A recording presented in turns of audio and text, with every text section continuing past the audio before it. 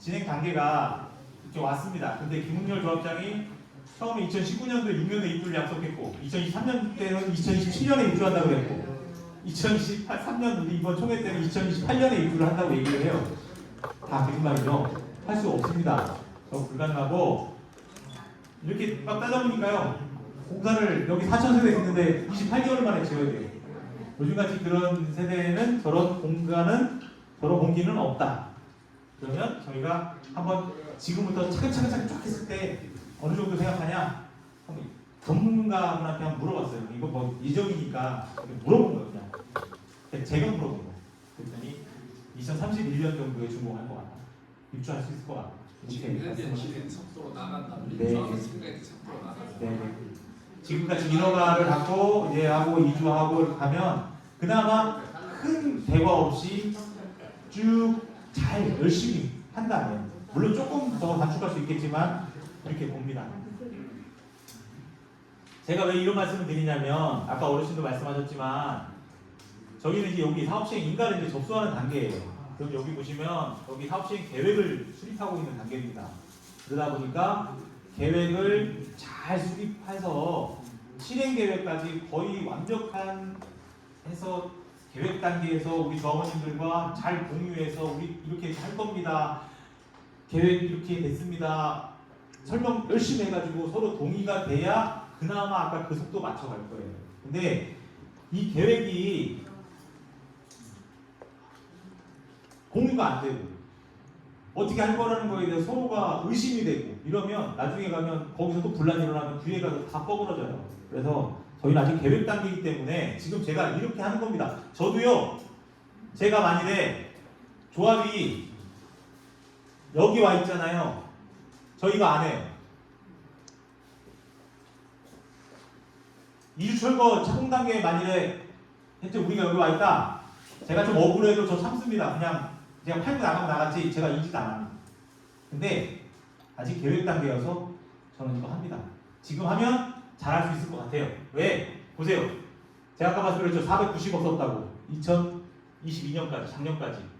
전체 우리가 총 3조 3천억 잡을 때 총 사업비의 겨우 1%쓴 거예요. 뭐 작은 돈 아니지만 아직 큰 돈 쓰진 않았다. 지금부터라도 아끼면 저거 쓴 것도 어쨌건 아껴서 우리가 더 많은 이득으로 돌아올 수도 있다. 그리고 아까 말씀드렸죠. 요 밑에 있는 인허가 여기서부터 쭉 다 서대문구청의 인가사항입니다. 서대문구청하고 잘 지내야 됩니다. 근데 과연 잘 지내고 있냐? 말씀드렸잖아요. 별로 안 좋다고. 제가 고소했다고 말씀드렸죠? 사이가 안 좋다면서요. 아니, 제가 고소했다고요. 서대문구청도 고소했고 저도 고소했어. 그래서 제가 고소한 걸로 30일 날 압수수색이 나왔다. 이걸 김웅렬 조합장이 인정했으니까 제가 좀 잘한 거죠. 서대문구청한테 제가 잘 보일 수는 있잖아요. 당신들이 못한 거 내가 했다. 그고요. 서대문구청장이 이렇게 말을 해요. 직접 직원들한테 나 이거 인정 못하니까 빨리 추가 고발 방안 갖고 와라. 그래서 추가 고발한 거예요. 여기 북삼정 부패운상이다. 북위의 그냥 북삼의 김웅렬이나 허차고 이게 북위의 비대위하고 면담할 때 했던 얘기예요. 10월 20일쯤에 이런 조합장을 저희가 지금 믿고 따라가야 되겠냐는 겁니다. 자, 총회 발표 자료에서 조합이 발표한 내용입니다. 84A 저번 분양가 9억 7천, B 9억 8,700, C 9억 7,700, D 9억 7,700, 테라하우스 9억 8,700. P가 제일 비싸네요. P는 테라하우스, 테라스 큰 거 있죠? 그래서 비싸요. 자, 저희가 말한 9.8억을 제가 말했습니까? 조합이 총회에서 발표했다고. 여기 뭐라고 써있습니까? 일반 분양가 4,300만 원일 때 조합원 분양가 예정액이잖아요. 간평들 얼마 받으셨어요? 예전에 우리가 제가 아까 처음에 말씀드린 서두에 5.4억일 때 우리는 분양 신청을 했고 사업을 동의했는데 지금에 와서 더블로 내라 해놓고 강경은 그대로 놔두고 있습니다. 차액 내실 수 있습니까? 그대로 저렇게 두시겠습니까? 가만히 계시면 안 된다는 거예요. 그래서 정비사업비 볼게요. 700만 원일 때 3조 3,600억. 우리는 분양 수입과 지출이 동일해야지 더 내는 게 없어요. 수입 임대주택 팔고요. 여기 돈 나왔어요. 근생 나왔어요. 공동주택 다음 장 볼게요.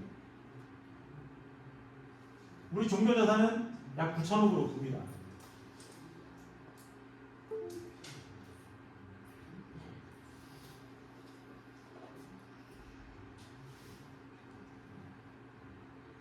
종전자산 기준이 언제인지 아세요 혹시? 2012년. 그게 기준이 요거라고. 너무 적게 잡아가지고. 아 적은 건 좀 이따가 말씀드릴게요. 자 사업 시행 인가 고시일이에요. 사업 시행 인가일. 사업 시행 인가일을 기준으로 종전자산 평가합니다. 종무자산 조합에서는 종무자산이 안 나와서 조합 분양가 계산을 못 하겠다고 얘기를 해요.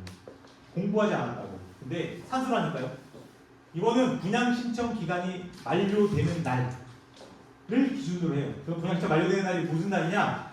예전에 우리 분양 신청 안 하셨죠? 어르신들? 안 했죠. 그게 뭐냐면 그날 분양 신청 안 한 날을 기준으로 분양 신청한 사람과 상금 청산자로 구분이 됐잖아요. 똑같아요. 앞으로 분양 신청을 하겠다. 그 마지막 날 끝나면 마감이 끝나면 분양 신청 개수 1+1으로 신청한 사람의 숫자 그리고 현금 청산자로 남은 사람 그러면 뭐가 나오냐? 1번 분양할 수 있는 개수 저 분양이 가져간 개수가 딱 나오잖아요. 그러면 대충 수입이 정해져요. 그죠? 그러면 지출도 정비 쪽에서 정해졌잖아요. 그러면 이제 일반 분양은 얼마치 할 거다라고 가정을 잡고 나면 그냥 숫자로 그냥 쫙 때려진다고 제가 말씀을 드렸고 어제 그제 김은효 조합장도 똑같이 얘기했어요. 아니 근데 아직도 조공업원 분양가가 산정이 안 됐대. 거짓말이라니까요. 밤하 우구역이 얼마 전에 종전자산이 나왔어 이게. 거기는 이제 이번에 처음 종전자산이 확정이 됐어요. 나오자마자 조합원들한테 뭘 했냐? 조합원 분양가 고시했어요. 저것만 나오면 바로 나와요. 왜? 우리가 쓸 돈. 조합원들 예정 얼마큼 들어올 것 같다. 상가 얼마큼 할 것 같다. 다 예정돼 있다니까. 임대주택 법에 의해서 얼마에 팔 수 있다. 사간다. 나와 있습니다. 그래서 안 나올 이유가 없는데 아직도 안 나와. 우리 이미 종전자산을 갖고 있는데도 안 알려줘. 어떻게 하냐? 그냥 아까 같잖아요. 얘들이 왜 제가 이해가 안 가냐면 종전자산에 대해서 청산자도 7% 정도 할 거라고 자기들이 예정을 했다고. 이미 계산도 해놨어요. 그거를 또 청산자 이거를 자기들 보상금액에다가 넣어놓고 그거 돈이 또 금융비용으로 나갈 거라는 것까지 다 계산했다는 거예요. 근데 불행하게도 부가연 3구역은 이런 정비사업의 대폭 증가, 그 다음에 대형 평형수 늘어났고, 그래서 요것 때문에 일반 분양 면적이 줄고, 그래서 결국에 사업성이 저하가 됐습니다. 그래서 조합 분양가가 저렇게 10억까지 나오는 거예요. 제가 계산해 보니까 그렇습니다. 제가 계산한 거예요. 또 하나 조합이 정말 과실 하나 있죠. 과실. 촉진계획 때 있었던 면적 850평이 있어요. 그만큼 지을 수 있다고. 어르신 건축하셨다 그러니까. 그만큼을 이번 건축 설계 때 뺐어요. 빠졌어요.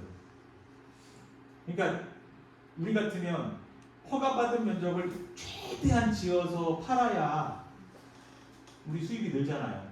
그럼 이 조합원들께 어차피 똑같이 가져갈 거고 결국 일반 분양 준 거예요. 그래서 계산해봤더니 일반 분양가 4천만 원을 적용했더니 343억 원어치가 하늘로 그렇게 날아갔다. 그러니까 제 말이 그 말이에요. 저도 이해가 안 가요. 촉진 계획에서 이만큼을 지으라고 했는데 설계 면적을 해봤더니 저거 800평이 빠졌어. 그러면 설계업체를 쪼든 죽이든 살리든 저걸 다 찾아올 방안을 찾아오라고 해야지 그 관리자, 조합의 선량한 관리자로서 조합장이 해야 될 일이 아닌가라고 생각하는 겁니다. 이해 안 가는 게 되게 많아요. 2구역하고 비교해 볼게요. 구간 2구역. 조합장이 그렇게 욕하고 있는 구간 2구역. 이거 저희가 어떻게 했냐면 간단해요. 구간 2구역은 분양이 끝났어요. 조합 분양이 끝났습니다. 그래서 확정됐어요. 우리는 어떻게 저는 가정했냐? 펜트하우스, 테라하우스 40평대, 45평, 뭐 30평대부터 조합원들이 전체적으로 다 가져가요. 분양 신청을 한다는 가정하에 그 수를 예상해서 다 하고 나니까 84제곱미터에서 일반 분양 세대가 2세대 나와요. 2집. 그리고 나머지가 다 20평 이하예요. 그러다 보니까 분양 전체 면적에서 일반 분양 면적 비율이 17%밖에 안 돼요. 우리 거요. 근데 만일에 물론 금융사정이나 이런 걸 감안해서 84를 포기하고 5구로 가는 사람들이 생긴다면 이 비율이 조금 달라질 수 있겠죠. 조금 더 올라갈 수 있겠죠. 사실은 그렇다 하더라도 이 비율이 25, 30이 아니기 때문에 15에서 18 간다고 해서 분양가가 엄청나게 내려오지 않습니다. 제가 계산해 보니까. 근데 그나마 구간 2구역 24% 정도 돼요. 김웅렬 조합장이 거짓말한 것 중에 하나가 이거예요. 지금도 그 조합원들만 가면 되게 북이보다 북삼이 사업성이 좋다. 자기는 뭐라 그러더라? 여기 지하를 막 엄청나게 면적을 넓혀놔가지고 지하를 뭐 상가를 막 만들고 뭐 해서 막 내가 이만큼 확보해놨으니까 우리 사업성이 엄청 좋대. 팔 수 있는 걸 만들어. 주차장 넓게 만들고 커뮤니티 넓게 만들고 우리 공사비만 늘어나는 거지. 맞잖아요. 상가는 저기 부산로 근처에 있는 쭉 연도별 상가가 이렇게 가요. 그 앞쪽으로 막 지하로 막 들어와서 백화점이 들어옵니까? 뭐가 들어옵니까? 할 수가 없는데. 그래서 우리는 그렇다. 여기 보세요. 제가 왜 김웅렬 조합장이 그 말한 게 정말 사기라고 얘기했냐면 상가를 막 엄청 많이 만든 것 같이 얘기를 해요. 그 상가 판매 금액을 총회책자에 예시를 해놨어요. 48페이지에 이번 총회책자 48페이지에 상가 얼마 매각 금액이 955억밖에 안 돼요. 우리 총 사업비가 3조 3천억인데 상가 매각 금액이 955억밖에 안 됩니다. 암만 늘려봐야 우리한테 큰 영향이 없어요. 이걸 자기 자랑으로 삼아. 임대주택 여기 나왔어요. 47페이지에 아까 수입 쪽에 말씀드렸잖아. 수입 쪽에 임대주택, 근린생활시설, 아파트. 보세요. 얘 총 이만큼이 들어와야지. 4조가. 왜? 여기 썼으니까. 3조를 쓸 걸 예정하고 있고 우리 종교자산 투자한 거, 들어간 거 9천억 예상합니다. 이쪽 합이 4조 2천억이에요. 그럼 이쪽 합도 4조 2천억이 나와야 비례율이 100이에요. 비용과 수입이 같아야 되니까. 그러면 보세요. 얘와 얘는 확정됐죠. 추정했잖아요. 그러면 여기서 얘 빼고 얘 빼면 얘 나와야죠.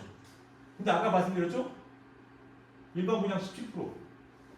계산 딱 하고 4,300으로 저거 딱 할 것 같으니까 나머지 걸로 확 때리니까 조합원 분양가가 9억 8천 나오는 거예요. 저희가 계산한 게 이상한 식이 아니죠. 산수예요, 산수. 한 초등학교 한 6학년 정도만 다 풀 수 있는. 뭔가? 애들을 너무 과소평가했나? 상가가 몇 억이라고요? 955억이요. 1,000억이 안 됩니다. 955억. 네. 책자에 나와 있습니다. 그래서 이거 보세요. 제가 그래서 이거 10억에 대한 조합원 불만에다 그냥 핑계라고 핑계. 저희가 계산해봤어요. 그래서 저희가 계산했습니다. 4천만 원일 때 10억 4천. 조합에서 계산할 때 4,300일 때였죠. 4,300일 때 9억 8천. 제가 일반 분양가를 4천에 팔 때 10억 4천, 4,500에 팔 때 10억 500. 제가 계산한 거와 조합이 계산한 거의 차이 불과 2천만 원 정도 차이 나는 거예요. 저희가 4,300으로 계산하면 10억 2천 나옵니다. 불과 4천 차이 나는 거예요. 4천. 얼마 차이 안 나요. 그들이 좀 더 좋은 자료를 갖고 있으니까 그냥 무식하게 추정한 거고 아주 그냥 아주 안 좋은 방향으로 추정한 거고 그 사람들은 조금 더 좋은 방향으로 일반 분양을 좀 더 빼면 저 값이 나오겠죠. 아, 그럼 어떻게 할 거냐? 어떻게 할 거냐? 아, 중요하죠. 어떻게 할 거냐? 여러 가지 다 해봤는데 진짜 딱 할 수 있는 게 돈 무조건 줄이는 거예요. 쓰는 거. 어르신 말씀하신 대로 비용 줄여야 된다. 근데 어디서 줄일 거냐? 생각하지 마라. 그냥 3천억 줄여라. 5천억 줄여라. 3천억 줄이면 아까 10억 4천에서 10억 원. 4,500이라고 생각했습니다. 일본 분양가 1억 떨어집니다. 3천억 줄이면 우리 조합 분양가 1억 떨어지고요. 5천억 줄이면 1.6억 정도 떨어집니다. 우리 조합은 2천 단순하게 계산하세요. 2,500명이라고 생각하고 1조 올라가면 4억씩 부담하는 거고요. 2,500억 떨어지면 1억 떨어지고 5천억 떨어지면 2억 떨어진다. 생각하면 됩니다. 지금 10억이죠. 5천억 줄이면 8억 되는 거예요. 거기다가 아까 일반 그냥 좀 이렇게 늘어나면 7억대 갈 수 있어요. 한순 계산이에요.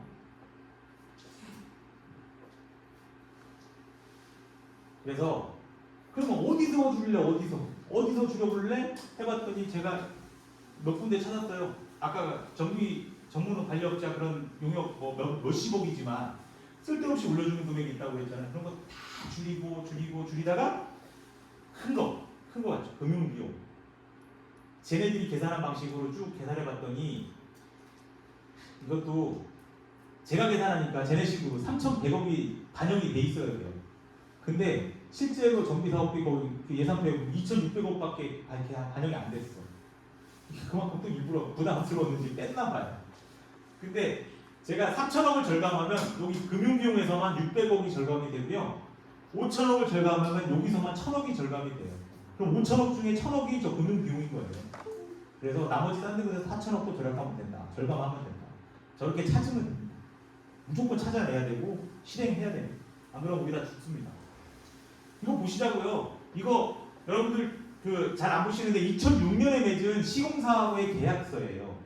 2006년에 맺은 시공사의 계약서가 엄연히 우리 정보공단에 올라와 있고 거기에는 뭐가 들어가 있냐? 이주비 공사비라는 게 항목이 들어가 있어요. 이주비 공사비. 옆에 보여드릴게요. 여기 있죠? 이주비 무이자 이주비 금융비가 공사비에 포함되어 있다. 가구당 2억. 그 당시 2006년에 화폐 가치로 생각해보세요. 지금 한 5억, 6억 정도 되지 않을까 싶은데요.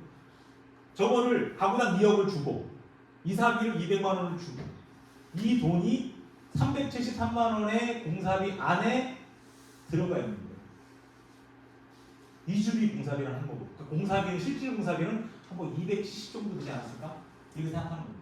근데 아까 보여드렸듯이 그 이주비 항목에 우리 이주비 그 금융비에 또 이게 이렇게 1,080억 원이 별도 항목으로 또 우리한테 부과가 돼요. 옛날에는 저게 공사비 항목에 들어가 있었던 공사비 포함되어 있던 게 갑자기 별도 항목으로 나와서 우리한테 부담하라고 나와요. 그러니까 왜 유리한 것들, 우리한테 유리한 계약서에 존재하는 내용들을 저렇게 그냥 다 빼서 우리한테 다 부과를 시켰냐. 또 하나. 어떤 사람들 얘기하잖아요. 특화에서 맨날 얘기해요. 특화, 3대 특화, 외관, 조경, 조명. 요거 하면 공사비 뻥 올라간다. 그때 공사 요 계약서에 다 들어가 있어요. 다 해주겠다고. 다 있어요. 해주겠다고. 추가 비용 안 받고 373만 원 안에 다 해주겠다고 돼 있다고. 그럼 그런 유리한 공사 계약서를 기반으로 해서 변경하면 되잖아요. 여기가 여러분들 조합에서는 뭐라고 하냐? 김문열 조합장 말로 가계약서라고 해요. 가계약서. 저거를 가계약서라고 그러고 향후에 맺을 도급계약서를 본계약서라고 해요. 그런데 법에 어디 한번 쳐보세요. 가계약서, 본계약서가 있나? 계약서는 하나만 존재합니다. 그냥 계약서입니다. 그리고 변경계약을 하는 거예요. 그럼 우리한테 이미 유리한 계약이 존재한데 왜 우리한테 불리한 내용만 다 끄집어가지고 새로운 계약을 냈습니까? 우리한테 유리한 계약 조항을 남겨놓고 쟤네들도 필요한 것들을 반영해 주면서 현실에 맞게 계약을 변경하면 되는 것이 우리가 최대의 그 이익을 추구해야 될 거 아니냐라고 보는 거예요. 여기 보세요. 시공사 계약에 얼마나 뭐 환상적인 내용들이 들어가 있습니까? 조합원 무상 제공 항목에 전후면 발코니 확장, 전후면 발코니 시스템 샤시, 42인치 뭐 그 당시 TV, 양문형 냉장고 뭐 온갖 다 2006년에 다 주겠다고 계약서에 명기 되어 있는 거예요. 물론 지금 현실에 안 맞는 것들도 있지만 저걸 기반으로 해서 더 받아내거나 조금 양보하고 돈을 깎던가 해야 될 거 아닙니까? 어떻게 계약인데 지금 저 사람들 믿고 저거 계약 크게 나누냐고요. 믿으시겠습니까? 계산해봤더니 지네들 말로 평당 700이 됐대요. 그러면 뭐 이렇게 해봤더니 돈도 안 맞아. 예산서에 예산도 안 맞아요. 자기들이 말한 설명대로 계산해봤어. 숫자도 안 맞아. 그래서 진짜 우리가 정비사업비 중에 기타 사업비로 들어가 있는 것들 좀 줄이고 그 다음에 일반 분양과 조합 분양의 면적 비율이 적당히 좀 개선이 돼야 되고 그 다음에 대형 병역에 대해서 좀 다시 한번 생각해봐야 되는 거 아니냐. 또 하나 아까 말씀하신 건축 전문가들이 들어가서 제발 그런 것들에 대해 전문적으로 좀 보고 컨설팅을 해주고 그런 거에 대해서 조합 집행부와 같이 얘기하면서 비용 절감에 나서야 된다라고 보는 겁니다.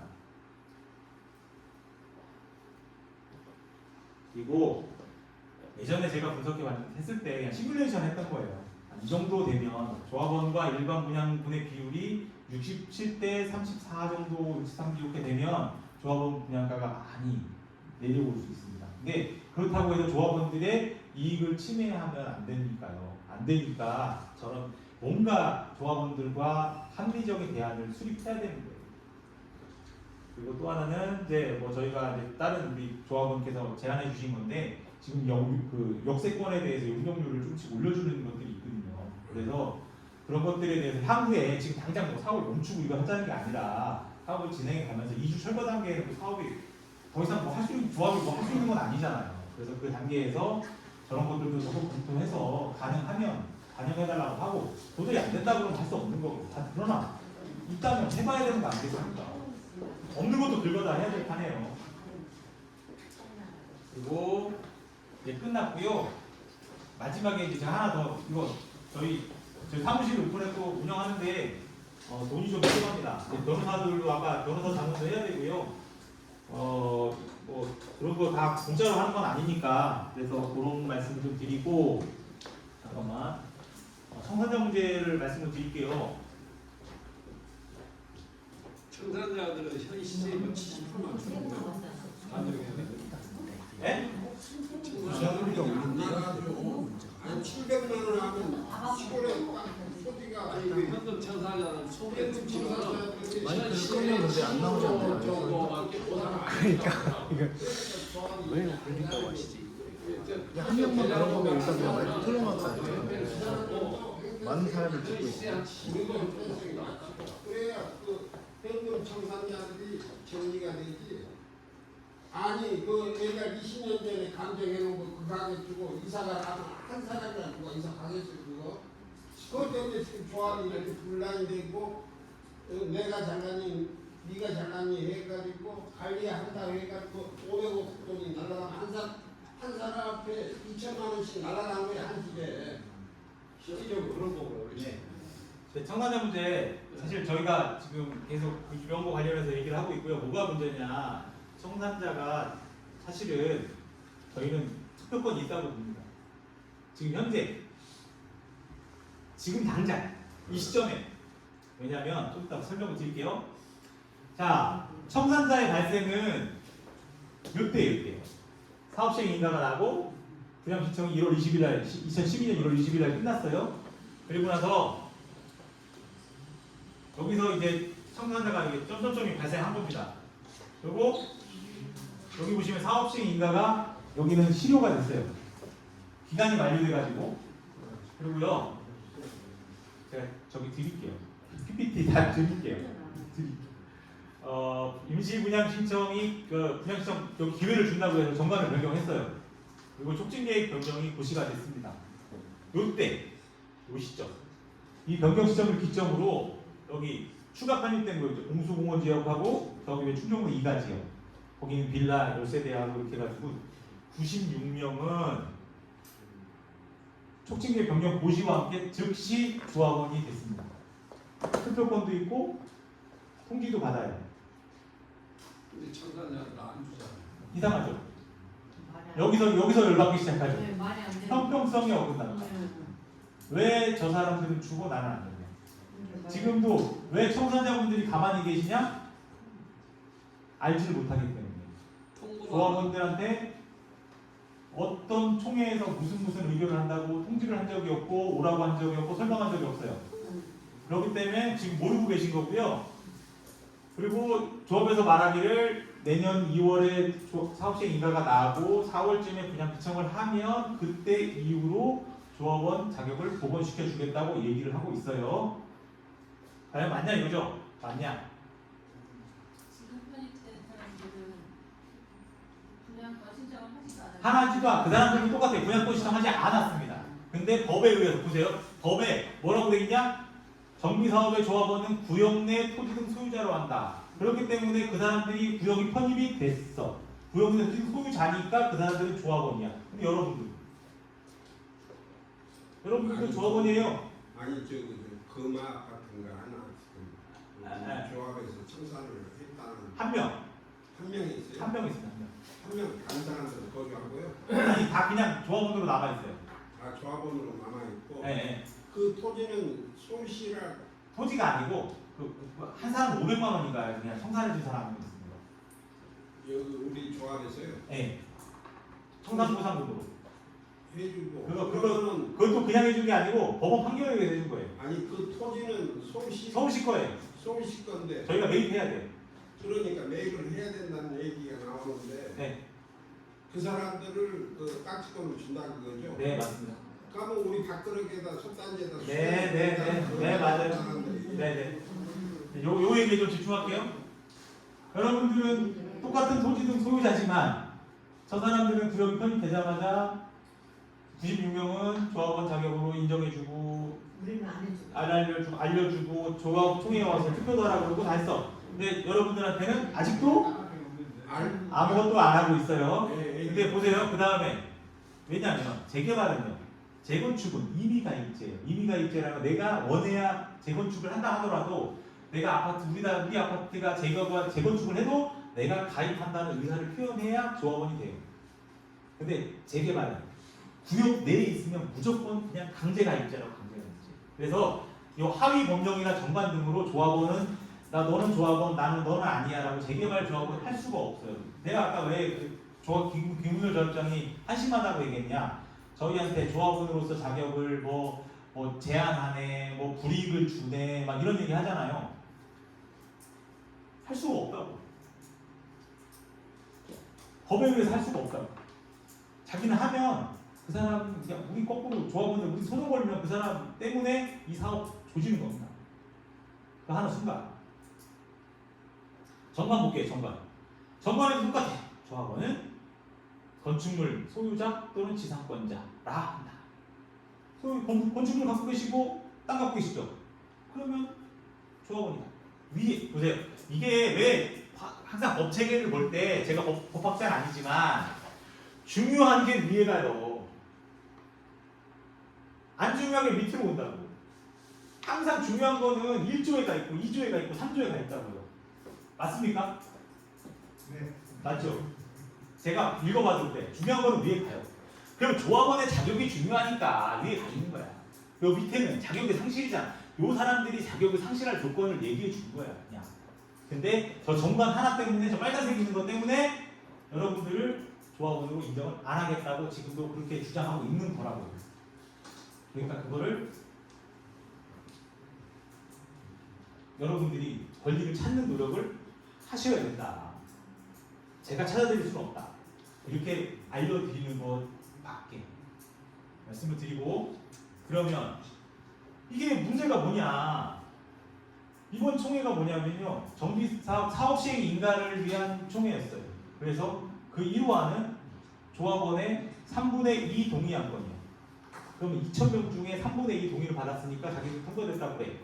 만일에 청산자인 737명이 모수로 들어가면 과연 3분의 2 동의가 된 거냐부터 그 조합원들한테 과연 그 중요한 안건을 통지를 했느냐, 그 사람들한테 알려줬느냐, 투표를 받았느냐, 이런 아주 사소한 법적 한계, 중요한 법적 문제들이 겹치면 그 총회의 안건의 효력이 없을 수도 있다는 거예요. 중요한 문제라고요. 그리고 또 하나, 조합에서는 정관이 변경됐으니까 여러분들한테 분양 자격이 있다고 얘기하죠. 사실은 그게 아니라는 거예요. 사실은 그게 아니고, 사실은 사업구역이 넓어졌고 용적률이 늘어났고 또 건립 세대가 대폭 늘어났고 정비사업비는 어마어마하게 늘었기 때문에 이런 대규모 사업 변경이 일어난 거에 대해서는 그럴 때 어떻게 하냐? 기존 어떤 사업장도 기존 청산자들한테도 다 분양권을 주지 않으면 이 사업 관리처분 다 무효됩니다. 이게 통상적인 판례예요. 또 하나, 여기 사업시행 인가가 났으니까 분양 신청을 했고 분양 신청이 끝났으니까 안 하신 분들 청산자를 분류했죠.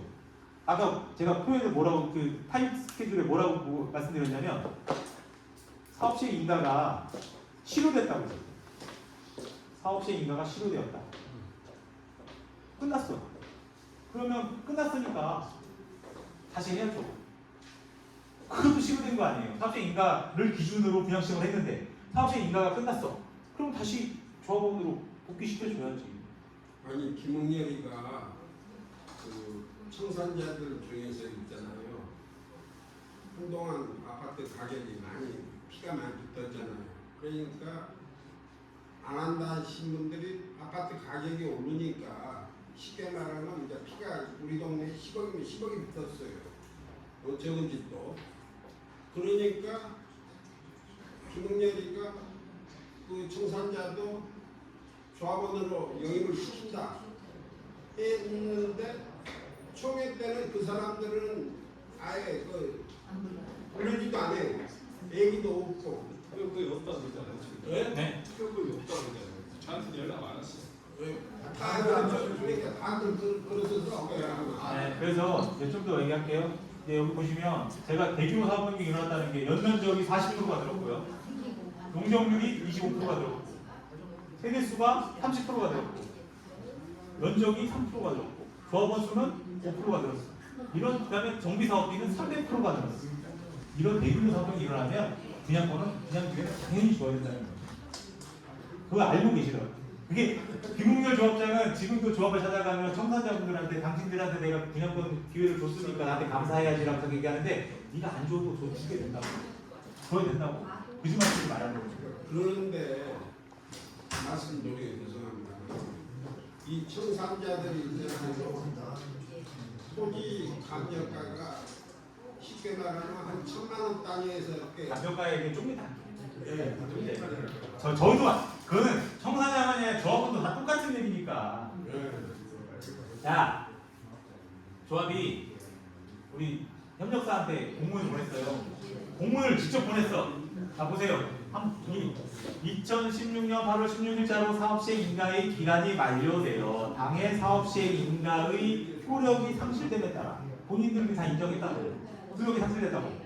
그러면 조합원으로 청산자를 분류한 효력도 상실된다고. 바로 복귀시켰어야 된다는 얘기입니다. 그래서 아까 같이 도정법도 위반될 수 있는 소지가 있고 그래서 결론이 즉시 조합원 자격이 부여해야 된다 라고 말씀드리는 거고 이런 거는 여러분들이 구청을 찾아가시고 이런 거를 근거로 자꾸 말씀을 구의원한테 말씀하시고 그럼 이런 상황을 통해서 말씀을 하셔야 권리가 회복된다는 말씀을 드리고 저희도 도와드리겠다 이렇게 말씀을 드릴게요. 자, 오늘은 일단 여기까지 하고 그 다음에 오늘 이제 녹화는 끊고 진행할게요.